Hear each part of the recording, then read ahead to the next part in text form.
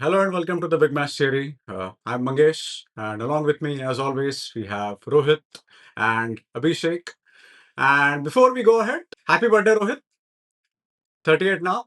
How does it feel to be so old? Happy birthday, Rohit. You don't have to I mention think his age. We're all showing our age now. turning 38, but I think watching United play every week, feeling 58, and I think by come Christmas, I'll probably be 78. So thank you, boys. Don't know what to say beyond that. All right. Yeah, but this was one hell of a game week. Some absolutely fantastic games. I had absolute blast watching four games, except for United game, of course, but we'll come to that later. That was a very different kind of blast. But and there were so many late goals. There were total of nine late goals scored in 90 minutes and after. And out of those nine late goals, I know two late goals broke Abhishek's heart. One was Nketiah's goal against Liverpool, and second was Gabriel's against Newcastle. So let's start with Arsenal Newcastle game. And I thought, despite not playing that well, I think it is a huge result for Arsenal. And mainly because they were so rattled after the Gyökeres penalty, and I thought, yeah, this is same old Arteta's Arsenal. But they came back and they won the game. And I think they made a huge statement in that. So, just in case anyone hasn't seen that game, the final score was Newcastle 1, Arsenal 2. Walter Mada scored the first. It was followed by Marino in 84th minute and Gabriel in the 96th minute. And you have to give them credit to get their act together after I actually thought that again this is going to be the same. They're going to blame the referees, they're going to blame I don't know the Newcastle crowd or St. James's Park, I don't know. But yeah, they made a huge statement and yeah, Rohit, so are Arsenal back in the title race? No, I don't think they ever left the title race. And to be fair, everyone, whoever listens in to us knows that I'm not the biggest Arsenal fan, but even I have to give credit where it's due. I think the one thing that they did, I think yes, definitely I echo what Mangesh said is that they stuck in. They got stuck in, they were in the game, they stayed in the game, and they actually did enough to come back to not only draw the game, but to actually go out and win it. And I think they did it very unapologetically because if you look at the Gabriel winner, right, they did it doing what they do best and have done best over the past couple of years. It's just being getting these huge, massive orcs inside the penalty box with somebody just, putting in good balls in through corners, set pieces, or whatever it is. And I think even Merino's goal, I think fair play to them. Honestly, I think it's an excellent win, away win to Newcastle, and especially considering that in the first six games they've now faced United, they faced City, they faced Liverpool, and they faced Newcastle. Out of which, I think three of those games are away. Maybe right. Out of Liverpool was away, United was away, and Newcastle was away. The Yeah. fact that they're now only a couple of points behind Liverpool, uh, pretty pretty good stuff from Arsenal. And a lot of people are saying that Arsenal completely deserved to win the game, or they dominated the game right from the start. I don't think that was the case. I No, think I think in not the at all. first half Newcastle were excellent, and I actually thought that Danman was playing as a left back, and I thought Saka would completely skin him, but that did not happen. He was excellent. Tonali was everywhere. He did not give Eze an inch. So the first half was tough, and till they made that substitution. And I absolutely love Martin Odegaard. What a player, man. He is so good with his passes and through balls. And I thought when he came on, he completely changed the game. Hmm. So, Abhishek, again, the same question. Are Arsenal in the title race? Of course they are. Like, what do you guys think? They're, of course, I've said it from day one. They are in the right place. They just have to stay in there, and they're going to be. They've played some tough fixtures away, as Rohit said. And they're always there these days. They've been. I thought it was a very impressive result. Of course, as much as I hated it, but it's a great result going to Newcastle. Newcastle is one of the teams that they actually always struggle with, right? The last Yeah. couple of years, we've seen them; they've dropped points to Newcastle. So to get over that, to win it in that fashion with a last minute winner at Newcastle. I mean, it's a great boost of confidence for them. They got the Saliba was out, he's back now. They have the full strength team. I think Madueke is out, but Saka is back. So, yeah, I mean, Arsenal were always going to be in the title race, and I know it's only 5 or 6 games in. That's all. But I think this is how it's going to be, and they will always. It's a I don't know what they've done with the set pieces, but they always manage to stay. That's been their main weapon, right? In the last couple of seasons, set pieces. That even though they don't do much, even though they might not create that much, but one or two set pieces in the game, they get a chance and they make the most of it. And Gabriel in set pieces is actually really good. It's surprising that he's so good. I don't know how they do it or what their set piece coach is making them do, but it's working and it has worked. And I've said it before. It sometimes it kind of feels like we're in a title race with a set piece coach. The way Arsenal keeps scoring. Uh, and again, Mikel Marino, I don't know what is it with him. He always scores those sort of headers, and he's a very clutch player. He scores when they need him. And as Mangesh had once written, he's a manager's dream, and he's a midfield genius and whatnot. I think Mikel Merino is proving that now.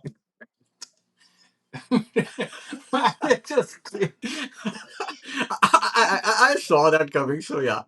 Yeah, but and just one player, I think Abhishek has mentioned this in the past.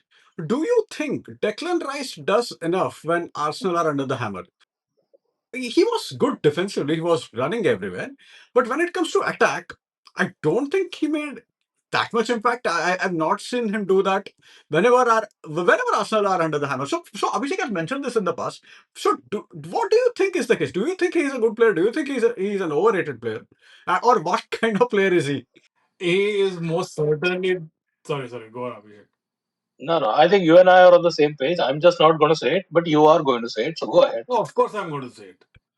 He is not £100 million player. What are we talking about? He plays 6 yard safe passes. He runs, he takes those 4 strides from the center midfield to the opposition penalty box, and all of a sudden people are calling him Patrick Vieira and whatnot. He scores 2 free kicks against Real Madrid, and all of a sudden he's David Beckham and Roberto Carlos rolled into it. He's a decent player. He's a good player. He's a very good player. Fair enough. I will take all of the adjectives. What he's not is £100 million midfielder. I'm yet to see him stamp his. I've not seen him do like what Steven, like a Steven Gerrard sort of game. I have not seen him even do what Frank Lampard does. I have not seen him. I don't think he's capable of doing what Scholes did. I don't think he's got it in him to. People sort of liken him to Yaya Toure. I've not even seen him do what Yaya Toure does. What is he? What is everybody on about? They have a log of wood up front who doesn't really do much. And apparently, I was on Arsenal Twitter, and all of everybody there was going on and on about how great apparently Gyökeres was in that game. I didn't think he was great. Really? This game? Yeah. People are going on and about, oh, forget about his output, forget about the fact that he's not scored a goal, but look at his hard work and look at.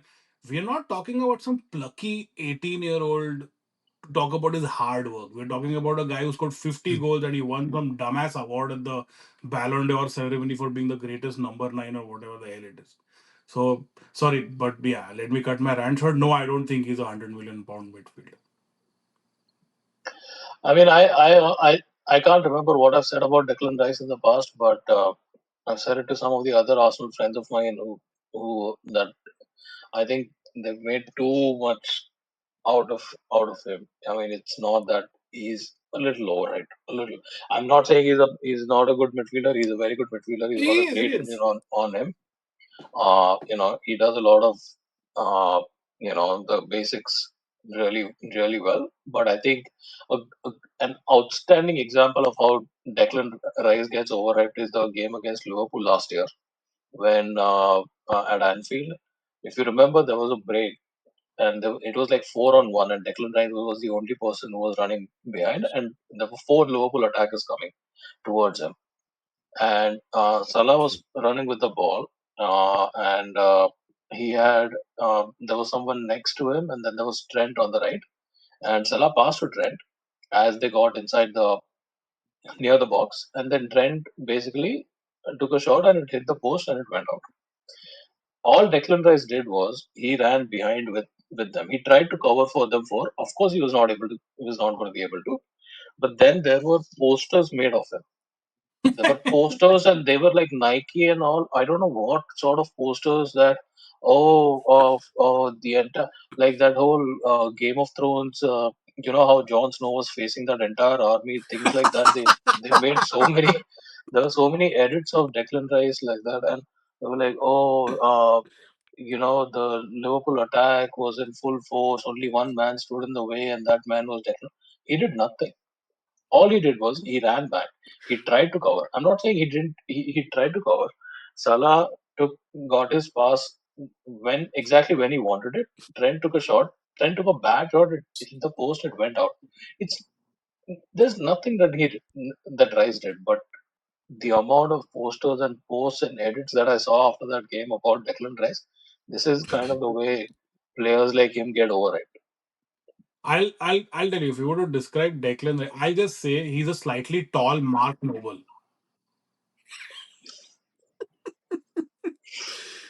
Oh God, I did not see that This is coming. going to go well with the Arsenal fans. Yeah, yeah, yeah. At this point, you know what? If you find me lying dead on the side of the road and there's an Arsenal flag on top of me, just know it's because of one of my very unnecessary rants against Arsenal players. It is coming from a United fan since 15th last season.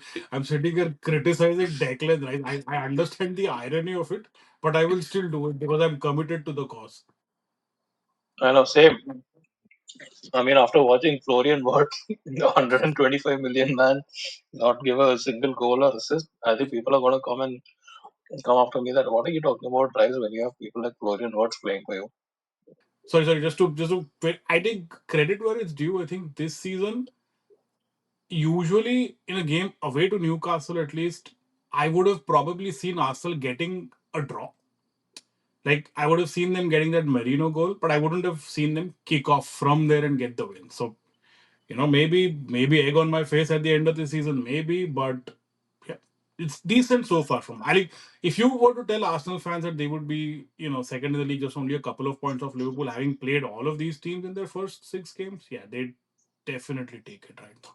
All I was going to say is that I could see them getting the Gabriel goal. I didn't see them getting the Marino goal, to be honest. Because the Gabriel goal, we've seen that so many times. I thought they would at least get a draw and they would score from the set piece. That Marino goal was unexpected, but which is again just credit to the player that Mikel Merino is. But let's move on from our manager's dream midfield genius, Mikel Merino. All right. Now that we have also established that Declan Rice is overrated, but Abhishek, do you think is he as overrated as Adam Wharton? Because I thought Adam Wharton had a really good game against Palace against Liverpool, and that's going to be our next game. So the final score was Palace 1, Liverpool 2, and I thought this was Unless the two game of the Liverpool weekend. won. You got it the other way around. You're so used to Liverpool winning all the time. Yeah. So the final score was Palace 2, Liverpool 1, and I thought this was the best game of the weekend. And yeah, I thought Adam Wharton and Kamada played excellent. They were excellent in the midfield. And I don't know Rohit if you knew this, but you can play 3-4-3 Please. Oh my God. without Kante and Matic. Yeah, I don't know if you know this because I did not. But yeah, Palace did that, Oh yeah. and they did an excellent job. I thought Guehi was fantastic, absolutely fantastic, and For whom? it was absolutely fantastic for Palace. And Oh. I mean, Liverpool must be not exactly kicking themselves because as Abhishek said that Glasner said that he will set himself on fire if Gale leaves. But yeah, but Liverpool will definitely miss him considering Mateta completely overpowered Konate in the first half. He was absolutely brilliant. I don't think Liverpool lacked anything, but it was just a case of Palace just playing so much better than them. And they are on such a great run. I think they are on 18 game unbeaten run or something. In that time, they have played Man City, they have played Liverpool, they have played Tottenham. So yeah, I think you have to give them credit. So Abhishek, what are your thoughts about this game? I think in general about the game, what did I think of Adam Wharton's performance? Okay, let's come to that afterwards. But I was going to say that when we started initially when we started at the start of the Premier League, we were doing all those hot takes and and I one of the things I said that the team to look out for this year is Crystal Palace and Oliver Glasner, because I said that they were gonna actually surprise everyone. And so far they have. I mean, 18 games unbeaten. They've played Liverpool thrice in that time. They've played City. They've beaten City in the FA Cup final. And now, and I think we're about to play Crystal Palace again in the FA Cup or Carabao Cup or whatever. So Glasner is doing an amazing job. I think he's going to be linked with definitely going to be linked with United, right? But uh, but yeah, overall the game was. I mean, it was a horrible first half. I've been saying this right from day one. We've been getting results. We've been getting lucky with our results, and it's amazing, right? You have to give credit to the mentality of the team that okay, we keep going until the end, and that's why we won. But we've not dominated a single game outright. We've not. We've struggled in so many games. The Newcastle game itself. I mean, I couldn't believe what I was watching when Newcastle went down to 10 men, and still they were all over us. And I said it at that time, if this is how we continue to play, right, at one point the luck is going to run out, and the results are going to stop. And pretty much the same thing happened this. I don't know what's wrong with Konate. I have no idea. He was an outstanding player last year. He he's so bad this year. I mean, he got completely overpowered by Mateta, you know, and it was i- disastrous. That's all I'm going to say. And I think Carragher also kind of called him out at the start of the season, saying that Konate has not been a good player. And there's a lot of rumors that his head has been turned because uh, he's linked to Madrid. Like his contract is running out at the end of this year, and maybe he's also going to go to Madrid at the end. I don't think Madrid will take him if this is how he plays, to be honest. But yeah, there's a lot of gaps in the Liverpool team. That I don't know. I don't know what it's going to take, but we have to start dominating matches. The only positive that I will say is that this is where we were in last season as well. When we kind of started, we won the first few games, and Nottingham Forest came to Anfield. I think Anthony Elanga and Yeah. Hudson Odoi, they combined to score a goal at Anfield, and we lost 1-0. And in that game, right, we for some reason we went 3-4-3 towards the last 15 minutes. I don't know why, and the team looked completely lost. And I was like, that's it. This is a disaster. That was a disaster of a game. So I hope that we have kind of the same effect, because after that we woke up, we kind of ironed out a lot of things, and we kind of went back on a winning run. So I hope this Crystal Palace loss is somewhat similar to it, because eh, you know there's clear that we are struggling. We're not as fluid, not as dominating as we were last year. I mean, this is also with pattern that Crystal Palace took Salah completely out of the game. I think Tarek Mitchell was excellent, and he and Gay combined really well. And same thing happened in that game against Forest. Once players start kicking, I think Liverpool will be much better. But I think you have to do something about Konate, because he was really struggling against Mateta. Mateta completely overpowered him. So I don't know. Just in case, if Konate is dropped, who do you think will take his place in the team? Mark Gay. Hopefully soon. But right now, we got the defender from Parma, right? The 18-year-old centre back who started in the League Cup in midweek, and he played so well for as long as he did, and then he basically got injured, and he is gone. He's 18-year-old, and he has an ACL injury now. Like it's expected that he's out at least for a year, Oh my God. which is horrible. I mean, Yeah. I cannot believe at 18 you just got to move on your debut. You do your ACL, which is just horrible. But anyway, the only other option is Joe Gomez, right? That's it. That's all. Yeah. There's no other defender. Uh, we had Kwanzaa who used to play last year as well, but he's gone. He went to play for the great Eric Ten Hag, who also got sacked. himself. But yeah, we don't have anyone. I mean, Konate. If you drop Konate, I think last game what we did was we subbed Konate out and Gravenberch played centre back, which he has done last season as well. Like he does go in and fill in for that. I don't think he's going to start over there, but the only option is Joe Gomez on the bench. That's it. But I'll say this. I know you guys are talking about Konate and like the defense being Liverpool's Achilles heel, but I think majority of the problems, uh, at least the way in terms of fluidity or in terms of that interlinking and all of that, are actually up front. When I look at, I mean, I said this only half in this last week, but Salah does have the new contract syndrome coming in. We've seen it so many times with huge big players that you have a great season, you get that bumper contract, and it's but natural for your performances to drop just that little bit. It's happened in the past. With Salah, he doesn't really seem like the Salah. I mean, again, it's a small sample set. It's only been like 6 games, but as good as we've always known Mo Salah to be, it's not. He's not playing maybe at the level that we've known him to play. Ekitike, I think, has started really well. I think there's no doubt that guy is excellent. Yeah. Isaac is still sort of feeling his way into the team, still trying to understand some of his teammates and all of that. Words hasn't particularly started well. I think he's a little circumspect on the ball. It doesn't really seem sure of the areas that he should be occupying on the pitch. Gakpo is Gakpo. He's a 7 on 10 player who usually puts 7 on 10 performances. Can't really expect him to turn into a Salah or can't expect him to turn into a whatever. So, and as Abhishek has pointed out over the past few weeks, there isn't much depth beyond the names that I've mentioned. So I think one big thing for Slot to do now is going to be to ensure that all of these players click, because that if he doesn't find a way for all of these players to play to the best of their potential and actually put in good performances week in week out, again I still feel Liverpool are favorites for the title. I don't think I'm going to change my prediction there, but it could get a little tricky.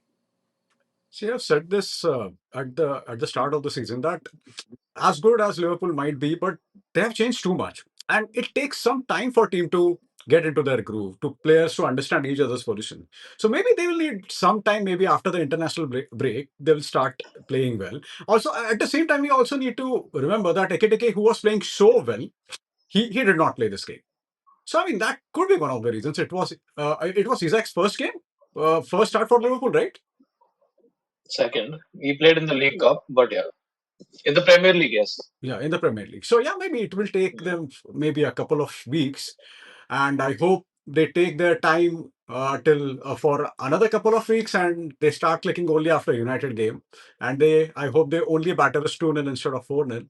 So the one thing I want to say about Salah, right, is uh, I think first of all, I kind of expected him to a little bit to slow down a little bit to some extent, right?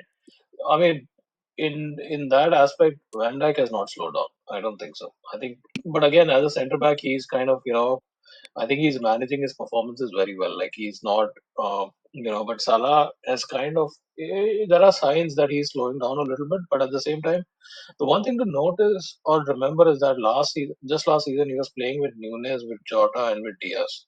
Now he has to play with Words, with Isak, with Yeah. Ekitike, with Chiesa, and with Gakpo, right?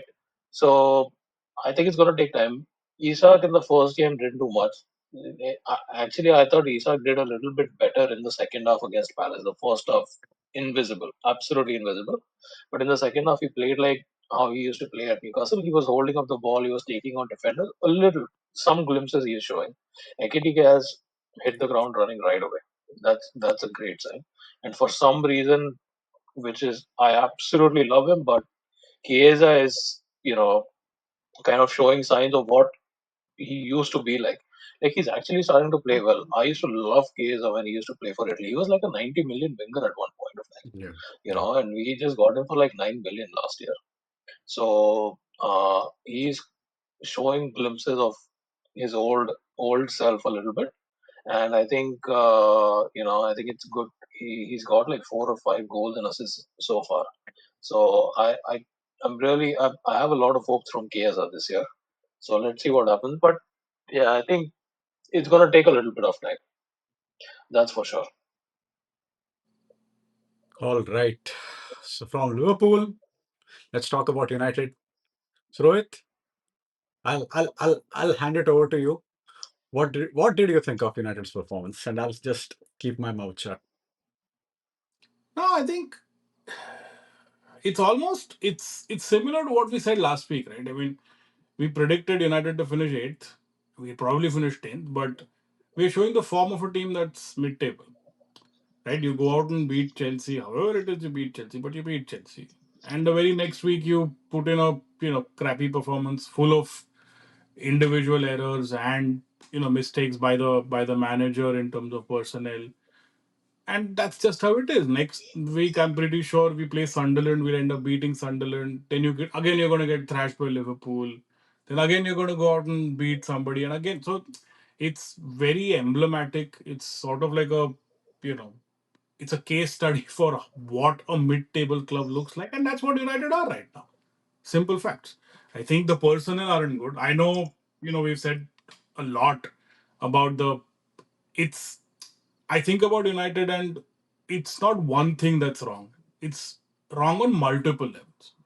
So one thing, people who are hypercritical of Amorim, I think they're absolutely right. I mean, when you've seen these sort of results or the lack of results over a span of a year, any manager with half a functioning brain cell would see that for whatever reason, either you're not able to get your ideas across, or which I think is the case, our players are single celled organisms who don't have any computing capability inside their brains. You still have to change. And the manager is being obstinate enough to not change irrespective of anything. Well, you're going to pay the price, and he will pay the price. It's not a matter of if, it's a matter of when. He is going to go. And he said to himself, you know what, I'm going to go down playing my way. Well, you made your bed, now lie in it. So, and people who talk about the players, I mean, we saw the goals that we conceded. Harry Maguire is still, I keep saying this every single week, and, Harry Maguire should not be playing for this football team. It's as simple as that. I know, like, people say that, oh, but he shouldn't have been put in a position to, in a high, it wasn't a high line. The guy does not have it in him to turn back and chase a defender. It doesn't matter if playing a high line or a low line. That Thiago guy was going to outrun him even if it was a matter of 5 yards or 50 yards. Luke Shaw is only playing because Martinez is injured. Luke Shaw shouldn't be at this football club. Dallo should not be starting for this football club. These are simple facts. Amorim decides that his failed experiment of Bruno as a centre midfield player, he continues to play it. That's on Amorim. What's also on Bruno Fernandes is that he's not a centre midfield player. So it's a mixture of players who are genuinely some of the daftest players that I've seen put on United's shirt. Got a manager who will rather die on the job, I mean, figuratively, on the job, rather than, accept the fact that his system isn't working. And then you've got, I mean, sorry, I don't mean to mean this to be a long rant, but, you spoke about Wharton and sorry, who's the other guy? Kamada, Daichi Kamada. Come on, right? You spoke about those two guys. Is it that difficult for United to find one of these? Yeah. Is it that difficult for United to get a Palinia on loan? Is it that difficult for United to get a functioning centre midfielder? Should it be? What are the likes of Omar Barada, Jason Wilcox doing? Just like you did with Mourinho, just like you did with Oli, you are half backing this manager. And this manager is half backing his own instincts. And the players are half backing whatever little talent that they have, and it's all one big half big pile of shit. That's what United is right now. I just want to remind you one thing that at the moment, just because you said that, oh, we'll go and beat Sunderland. Sunderland are fifth, just Yeah. so No, you but know. that's what I'm saying. Don't be surprised if we beat Sunderland. Don't be surprised if we beat Sunderland, and the I very would be next week. very surprised if you beat Sunderland, given the fact how Sunderland are playing. I thought they were playing actually really well.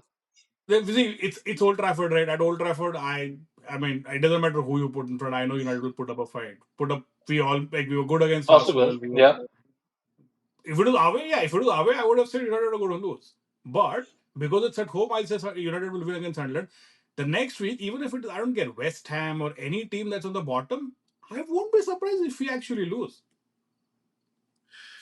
So Abhishek just mentioned Sunderland. I watched their game against Forest and they were excellent. And guess who Forest manager of Nottingham Forest is? That's Ange Of Postecoglou, course. who is yet to win a game for Forest. Again, He's the same as Amorim. They're the same. They're the two different sides of the coin or whatever it is. Both are stuck Yeah. in their ways. exactly, both managers with their dogmatic approach. And I don't think we should be playing. I mean, this is getting jarring, but I don't think we should be playing that badly. I think with if you play 4-3-3, we'll definitely play much better than this. We are capable of finishing at least sixth or fifth in the table. This team is. I know Rohit has criticized this team in the past, and I completely agree that Maguire and Shaw they should not be playing for United. That they should not be even on the bench. There is no chance players like them who are completely finished now. They should not be playing for United. But at the same time, the first team we have that is capable of finishing fifth or sixth in the table, and yeah, that's on Amarim. And I don't know what's going to happen. And as Rohit rightly said, it's a matter of when when they sack the manager. But my question is, who comes in if Amarin goes? And Abhishek mentioned Glasner, and he seems like a logical choice right now. But why would he leave Crystal Palace right away? So there is a good chance. There is a good chance, and I don't. I'm not sure if that's going to happen. uh, I mean, there was a joke that there are three managers who are available right now. There is a possibility that this board might appoint at least one of them, and you know the manager I'm talking about, till the end of the season. There is a there is a possibility that if Amarim goes, I can't think of any other manager who will join United right now. I mean, Xavi is one of the candidates apparently. Southgate is one of the candidates, obviously. Oh my God. No, But it's not okay. you know, I mean, any manager will join United. It could be today, it could be 20 years from now when we're in League One or whatever it is. Nee, my point is, if you want to make a proper, I mean, a logical decision to take this club forward, and if you want to set some framework for the next manager, so you want to have some process or structure. I mean, who do we sign? Is my question. I don't think Glasner is going to leave Palace right now because they are doing excellent right now. So the only manager I can think of who will join us on a short term basis is probably Ole Gunnar Solskjaer. Who else? I think that's what's going to happen. I feel like Yeah, you're going to get rid of Amorim. You're going to get an interim manager. Glasner will definitely leave in the summer, right? See, Glasner was almost willing to leave because he's not been backed at Crystal Palace. There are many reasons for Glasner to want to leave Crystal Palace. I don't know if he's the sort of guy who's going to ditch them in the middle of the year after making all that noise about Mark Guehi, and then eventually he's going to ditch them after starting so well for United. But again, I, I mean, don't be surprised, right? I mean, yeah. it can happen. It can happen, but and Glasner does play three at the back, so it's probably the same formation that might work. It might be an ideal situation for him to come in as well. But yeah, I mean, he's going to lose some of his players at Palace in the summer. It's going to happen, I think. Summer definitely. I think in the interim you're going to get like Solskjaer or Mourinho or something like that. Not Mourinho, Not for but him because I have a strong feeling it's going to be Also, Solskjaer. Oh, Mourinho already is at Galatasaray, right? Benzema. I genuinely hope we don't sign Oli because that will not be one, that will be about 15 steps backwards. Because why would United want to go out and sign the sacked manager of Besiktas? I mean, I love Oli as a player, don't get me wrong, but he's not an elite manager. He's not somebody who's going to get us out of this mess. So I hope we don't sign Oli. When it comes to Glasner, right? I mean, people sort of forget, right? It's hardly been a year since United signed a manager that really set world football. Like Amorim was sought after by a lot of big clubs. yeah. We're talking about a manager that won league titles with Sporting, that beat Pep Guardiola twice in the Champions League as the manager of Sporting Lisbon, that probably almost perfected the art of attacking with those wide fullbacks and playing Victor Gyökeres and all these guys in that Sporting Lisbon team. So it's not like he was a mug.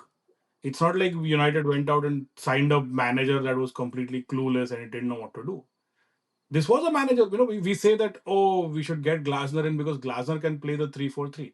You know who else could play the 3-4-3? Amorim. He has demonstrable evidence of having played with the 3-4-3 and actually won titles at Sporting Lisbon. But as is the case with most players and with managers, the moment they enter into character and they enter into Old Trafford, everything completely goes to shit. I admit, and I've backed Amorim, and as I said, he's gonna go. There's no, it's when rather than if. But imagine you playing a 3-4-3 formation and you only sign one fullback. He's only signed Dorgu. Dallo is a signing from a previous manager. Ahmad is not even a fullback. And I think he's also signed Pedro Leon, who's again a youngster who's coming from Uruguay. Another big linchpin of a 3-4-3 formation is a centre midfield.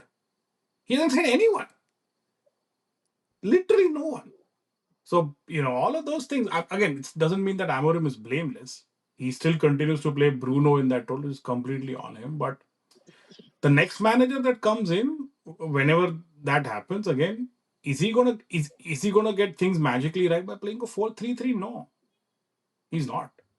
The club is going to be in this mid-table stage for about 2 to 3 more seasons, I think. I mean, at the start, when we were talking about all those uh, hot takes and stuff, I remember saying this very clearly that in the first 10 seasons of in the first 10 games, right, if Amarim doesn't continues to play the same way and gets the sort of results he did at the end of last year, he's there for the It's sacking immediately, and that's what has happened. I mean, it's not even a surprise to me because I've said it before, I'll say it 100 different times. Any manager that comes into a football club, there is a boost always. There's a Yeah. period of time, there is a boost. You see some sort of a change, you see something, right? With Amarim, where is it? Where is the new manager gone? Was there any? No, I don't think so. You know, no. there was nothing. There hasn't been a single sign of to show that anything that he's done. I saw the record today or something. There was some stats like he's one of the bottom three performing managers in the last like couple of decades or something, right? So it's incredibly bad. But but what Rohit is saying is not incorrect. Like he was uh, Yeah. a manager that a lot of clubs were looking at. So I don't know where it's gone wrong for him. The only difference is Glasner has played in the Premier League, has Premier League experience. Maybe that's the only reason why I would say he's a better fit at the moment. And Amarim did not manage in a top five league. Also, But also Glasner has Adam Wharton. I mean, you guys might get him, right? Come on, you guys might get him. If you get Glasner, you'll get Adam Wharton. So then we can talk about Adam Wharton versus Declan Rice, who is more overrated. I have one quick point on City Burnley. City trampled Burnley. I thought Nico Gonzalez was excellent. I thought he was really good. I caught almost like 60 minutes of that game because I have nothing better to do with my with my day. I thought, I mean, people say that Rodri, he can't do the whole Champions League, Premier League, Champions League, Premier League. His body can't handle that or whatever. Gonzalez slotted in beautifully, I thought. I thought he was very comfortable on the ball. He kept it extremely safe, simple. He had the likes of Foden and Reinders who could bomb on. I thought he was really good. And that's another example, Mangesh, of players at United root. I'm not saying Nico Gonzalez is ever going to join United, but again, right? The Examples of profile. centre midfielders of the profile, exactly. Yeah. But yeah, I thought he was excellent. Yeah. So City won 5-1 and the White Walker scored two. And Chelsea lost 3-1 to Brighton at home. Hmm. And another red card, by the way. Yeah. Chaloba. Chalobah got the red card. They don't have any of the first team centre backs for the next game, and guess who the next game is? It's Chelsea Liverpool. Chelsea Liverpool. Oh, is it? Oh. Yeah. Yeah. So we have Chelsea Liverpool, Liverpool United next two games, right? Yeah. That's about 6 points and 6 points and 6 goals for Liverpool. No question about that. I have one question for you guys. I, do you really think Chelsea is benefited by Enzo Maresca? Or do you think it's just Cole Palmer who's dragging this team along? See, I mean, I said at the start of the season, I don't know what Chelsea are anymore because I don't understand what Maresca does because he keeps changing his team. They have 100 players who I don't even know what their starting lineup is. And every season they ship in 10 players and sell 10 players. I mean, I don't know how that club works exactly. So I am not even sure if Enzo Maresca is a good manager of it's Cole Palmer because as Rohit rightly said, when Cole Palmer is out, they are toothless. They're not good. And there is a good It's chance that garbage without Cole Palmer. and you see, if you even as a United fan, watching Liverpool games, it's pleasing to eye because they play really good football. 100%. Do you think Chelsea play good football? I find No. their games really, really jarring. At the when they had Thomas Tuchel, they had Conte. I mean, they really used to play some attractive football. But now, I don't like watching Chelsea games. It's really, really boring to be very honest. And as I said, they play the same system 4-2-3-1, but I don't know who their best players are. Because even I really thought Pedro Neto was an excellent signing, but Yeah, see, I mean, he's been okay. Okay. He hasn't been yeah, great. The only player who shines for them every week is Cole Palmer. Apart Cole from Palmer. that, yeah. And Yao Pedro is, of course, I think the excellent. only other player is Caicedo plays actually very well for them. Caicedo does well. I don't know. Enzo might be. I don't know how good he's doing. Chelsea fans don't really like Enzo because I think he Really? gets into trouble a lot of the times. He gives the ball away. I mean, he's got that bit of a hard man image around him, but he does have a head loss in him every now and then. Oh, yeah. Yeah. I, I think James is one player who is consistent. I think who is an excellent player. But apart from that, I don't even know. Reece James. Yeah. Uh, he's a good player when he's not injured. He's injured more than half of the time. He's a crock. He's a B right back. That's just 2 to 3 players out of 11 players, or 2 to 3 players out of 100 players, right? Not even 11. So I don't. I think maybe they will finish fifth or fourth. I don't know. Maybe they'll finish in top four. But I just don't like watching them. To be very honest, I would rather watch Mm, Brighton or Bournemouth than Chelsea. Hmm. yeah. And yeah, so Danny Welbeck scored two. Andy Kuiper scored one. The new left back. And yeah, it was 3-1. They play Liverpool next. I don't know. Oh, Spurs drew with Wolves. Yeah, Oh, okay. 1-1. Paulinho scored in like the 92nd minute or something. yeah. Thomas Frank is started off pretty well, but his last couple of games have been a bit off the boil, I think, for Spurs. Yeah. I think Aston Villa finally won a game. Oh yeah. Yeah. Good evening. Mm. Ollie Watkins finally scored. Yeah. By the way, Real lost 5-2 to Atletico. Mm. 5-2. Where did that result come from? Did you see Alvarez's free kick? Yeah, Yeah. yeah, Fantastic. yeah. He's a great Brilliant. player. I really hoped we could sign him. I don't think he's going to leave Atletico for some time. I You think have he's going to go to Isaac. How Barca. many attackers do How you many want? others do you want? Before we signed Isak, at least let me Ah. finish. Before we signed Isak, I was hoping we would go for Alvarez instead of Isak. Hmm.